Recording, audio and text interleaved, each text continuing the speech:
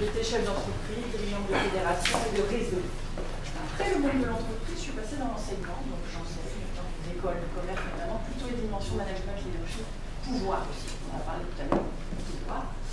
Et puis j'ai une autre expertise en coaching, ce qui fait que ce que je vais vous présenter là, c'est peut-être un mix de tout ça, et j'espère que ça va vous intéresser. Alors quand Caroline l'autre jour m'a appelée, elle me dit il faudrait que tu parles de talent et des femmes. Les femmes, je connais bien. Le talent, je ne me pose jamais la question, en fait. Parce que pour moi, c'est une évidence que tout le monde a du talent. La difficulté, c'est plutôt d'aller gratter, d'aller chercher du tofu pour faire émerger ce talent.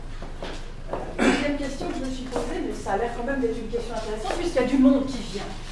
Donc, je vais creuser un peu plus, et donc j'ai commencé à lister les talents des femmes. Là, une page, deux pages, trois pages, je me suis dit 10 minutes, ça va. Donc je vais attaquer par un autre angle, et puis là j'ai eu un flash. Ça c'est l'un de mes talents, c'est d'avoir des flashs quotidiens. Ce flash, c'est, je me suis souvenue d'un seul coup, mes dernières vacances d'été, j'étais à la montagne, et puis j'étais un petit peu en hauteur, et puis je voyais trois hommes au bord d'une rivière, qui avaient l'air d'être un petit peu inquiets de la manière dont ils allaient pouvoir traverser cette fameuse rivière qui avait totalement déchirée. Et alors j'ai vu qu'ils se mutaient à genoux. Je vais être en train de prier. Et donc j'entendais malgré moi, parce que le vent portait ce que disaient ces hommes. Le premier disait, mon Dieu, donne-moi la force pour pouvoir traverser cette rivière de Chine. Et pof, Dieu lui donne deux gros bras et deux belles jambes puissantes pour traverser la rivière. Cet homme se précipite dans la rivière, il nage, il manque à deux reculs de ce monde. Le deuxième homme, fort de l'expérience du premier, lui aussi a prié, Dieu, Dieu, donne-moi les outils pour traverser cette rivière. Et pof, Dieu lui donne une belle barque, deux avirons, et l'homme tente désespérément pendant 1 heure de traverser la rivière et revient à ton point de départ parce qu'il arrive. Le troisième homme prend quelques minutes de réflexion et je le vois s'ajouter. Et subitement, Dieu, donne-moi le talent pour traverser cette rivière. Et pof, Dieu transforme une femme, elle prend la carte, elle fait 200 mètres, elle traverse la rivière, elle parle de vous qu'elle découvre.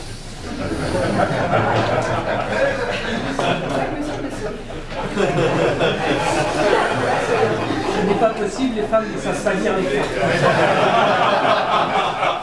C'était stéréotype. Alors, donc, je peux plutôt aborder avec vous aujourd'hui, c'est plutôt l'alchimie du talent. Et donc, il faut être attentif à sa petite voix. Et comme on disait tout à l'heure, certains l'appellent le flash, d'autres l'appellent la petite voix, les scientifiques appellent ça l'intuition.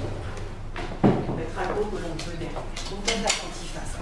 Et puis se dire aussi, quand on a cette petite voix et ce flash, que les talents, on a parlé du talent, mais les talents sont multiples. Et qu'aujourd'hui, avec cette fameuse rivière qui est face à nous, de quel talent avons-nous besoin? Parce que quel est le contexte aujourd'hui? J'ai parlé d'une rivière déchirée. Cette rivière, on pourrait la symboliser les lunatiques. On pourrait l'appeler la rivière Vika. Vika pour volatilité de notre environnement. I de Vika pour incertitude. C pour complexité. Et A pour ambiguïté. On est face à un environnement qu'on ne connaît pas. Et on peine aujourd'hui à trouver des talents pour traverser cette fameuse rivière. Donc cette fameuse rivière, vous l'avez compris, c'est quelque chose d'abord de très turbulent et pour lequel on a énormément de mal, malgré tout notre talent, de traverser cette fameuse rivière. Alors, une représentation très schématique, un modèle qui peut nous permettre de mieux décrypter ce que nous vivons aujourd'hui. Et tous, vous avez parlé de ce que nous vivons aujourd'hui, cette complexité croissante, cette incapacité à prédire l'avenir, et en même temps cette petite voix intérieure qui nous dit qu'il faut aller chercher autre chose, d'autres talents pour faire face aux défis qui se présentent devant nous. Donc on a besoin de tous ces talents. Et ces talents-là, on ne sait pas aujourd'hui déterminer ce dont on a réellement besoin. On a besoin de tous ces talents. Donc de tous ces talents, vous l'avez compris, c'est les femmes, les hommes, mais c'est aussi les personnes de cultures différentes.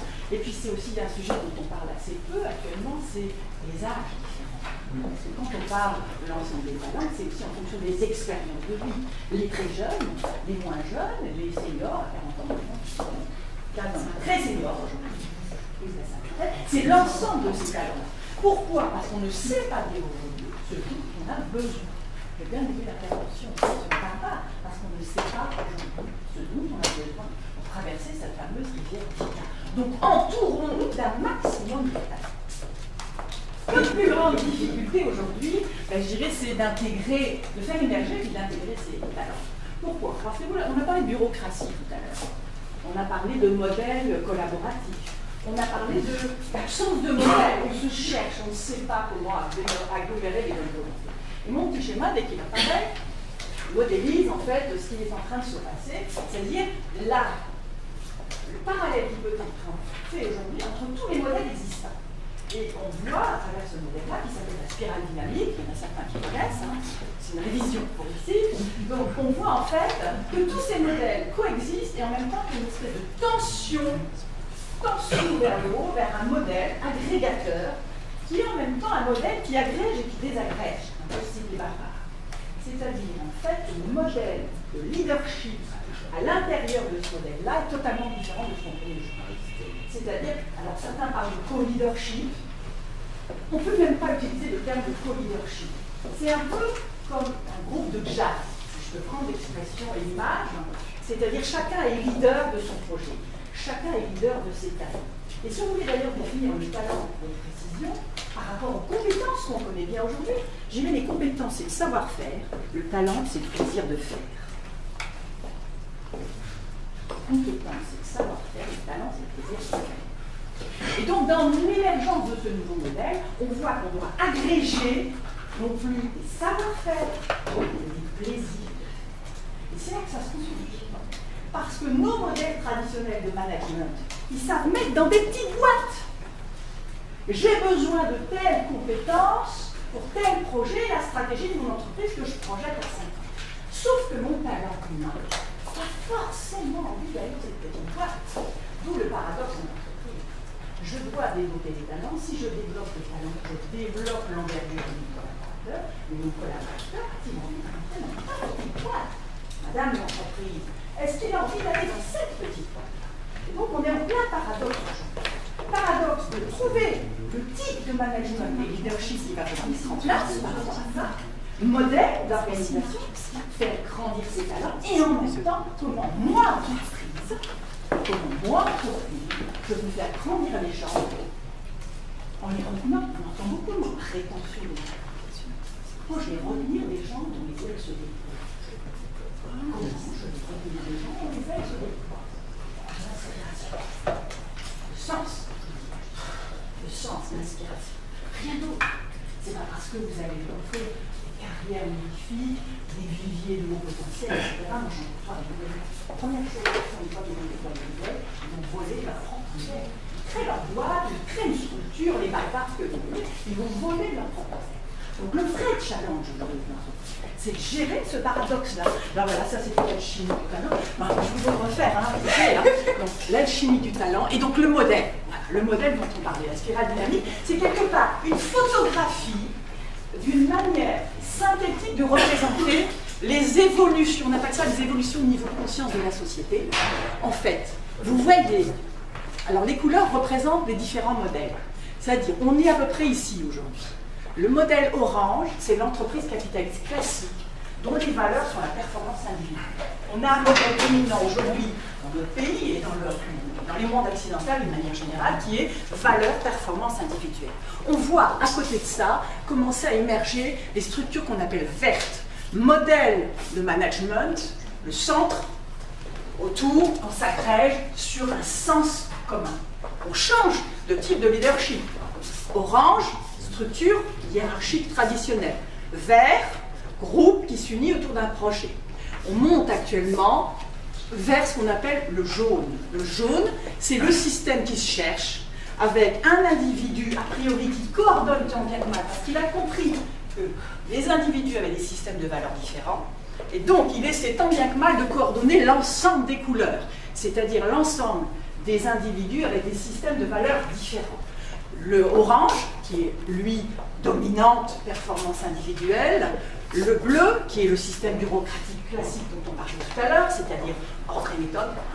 Voilà. Le rouge, qui est le guerrier, celui qui ne pense, entre guillemets, qu'à asseoir sa puissance.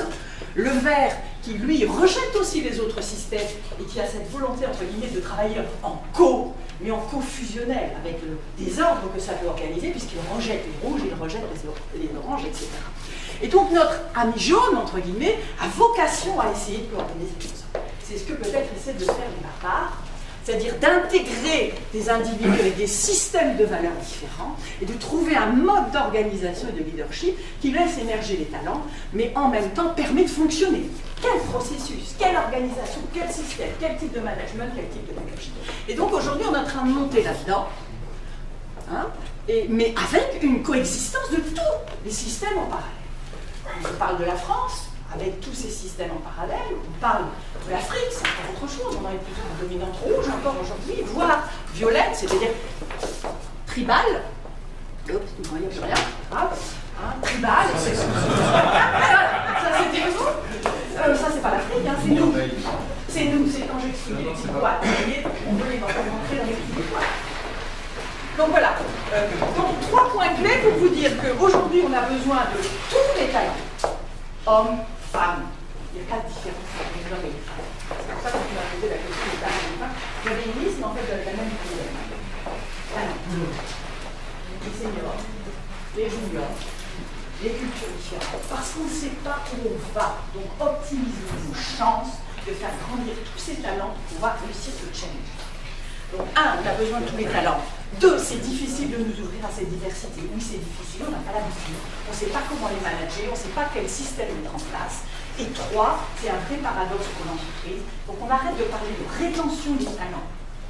Parlons du plaisir de faire travailler des collaborateurs ensemble, donner du sens à leur action pour que l'entreprise ait une chance, entre guillemets, de traverser cette crise. Voilà. Donc 3 points clés et je m'arrête là. Est-ce que j'ai tenu du coup? C'est super. Parfait.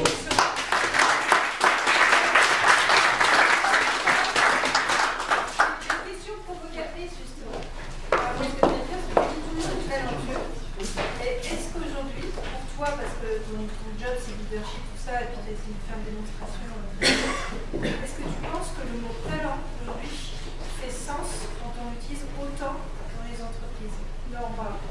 Il parle de gestion des talents, mais en fait, il parle de gestion des hauts potentiels. On confond 2 choses. Compétences, de savoir-faire. Oui, et puis de gestion des hauts potentiels. C'est-à-dire, moi 2 principes. Tous les individus ont des talents. Quand on focalise sur une infime partie de la population dans l'entreprise, souvent sortie des grandes écoles, etc., j'enseigne le SCP, donc je sais un peu de quoi je parle. J'interviens de temps en temps à l'ENA, donc je vois un petit peu les profils dont on parle. Je n'ai rien contre ces profils-là. Mais c'est très restrictif. Et en plus, plus vous soignez, entre guillemets, de tuer des enfants gâtés, et un peu le résultat que vous pouvez avoir. Donc non seulement ils ne seront pas dans la rétention des talents parce qu'ils partent, ils sont mercenaires à la première occasion, ils partent, mais en plus, vous excluez tout le reste des autres salariés qui se sont complètement laissés à l'abandon. Et dans ce cas-là, on parle de la loi du marché, pour les entrées et sorties de collaborateurs. On entend. La loi du marché, entrée-sortie de collaborateurs, et les autres viviers de haut potentiel, avec le confort qui va avec. J'interviens dans ces viviers. Ce sont des gens brillants, mais on a besoin de tout. Est-ce qu'il ne faudrait pas bannir le mot talent dans les RH? Le talent, à partir du moment où on le définit bien, il n'y a pas de souci. Le plaisir de faire. Le plaisir de faire, pas le savoir-faire. Si on change le mot, on parle de la réalité de ce que c'est le talent. C'est le souci. Chaque individu peut trouver du plaisir dans son job. À partir du moment où, un peu comme une pierre, un bloc de pierre, on arrive au burin à faire sortir le talent de cette année. Sauf que les entreprises aujourd'hui, elles ne veulent pas prendre le temps. Elles focalisent les budgets et le temps, l'énergie sur des milliers de dépenser, des gens qui sortent de parcours très normés. Et ça, c'est un vrai problème. Oui, c'est l'habitude des RH. Le problème, c'est que les RH ne sont pas talentueux aujourd'hui. Ils ne sont pas talentueux. Ça, c'est des RH dans la salle. Non. Les RH n'ont pas le temps d'être talentueux.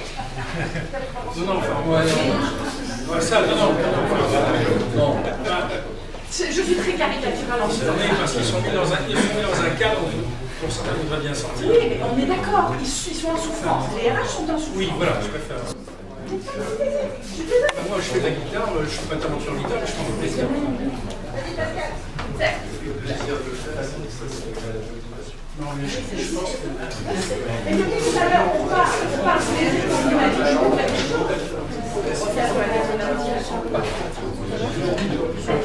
On revient sur la question fondamentale, le plaisir de faire. C'est la chose.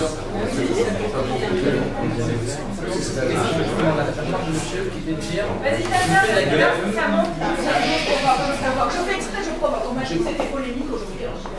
Je suis d'accord sur l'aspect plaisir de faire et inspire les gens qui sont autour de nous.